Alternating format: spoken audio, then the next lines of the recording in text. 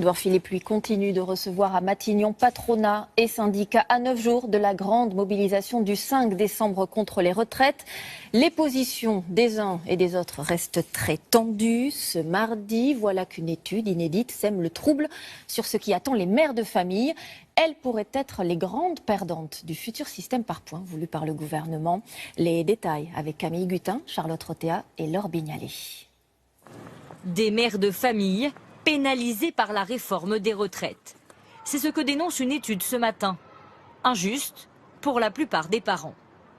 C'est encore une fois les nombreux, je pense, qui trinquent. Elles ont toujours les mêmes nombres d'enfants en moyenne, elles ont toujours à s'en occuper. Elles ne retrouveront pas les trimestres à l'arrivée lorsqu'elles vont prendre leur retraite. Enfin voilà, ce sera une perte de toute façon sèche. Dans le système actuel, les femmes salariées du privé bénéficient de 8 trimestres par enfant. Et avec leur conjoint, de 10% de majoration sur leur retraite après le 3e enfant. Avec la réforme, fini les 8 trimestres supplémentaires. Et seulement un des parents, soit le père, soit la mère, bénéficiera de 5% de majoration dès le premier enfant cette fois-ci.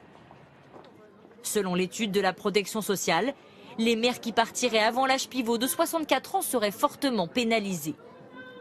Par exemple, une femme avec 40 000 € de salaire annuel et un enfant perdrait alors 2 000 € par an sur sa pension. 4 354 € si elle a 2 enfants. Inacceptable pour les syndicats.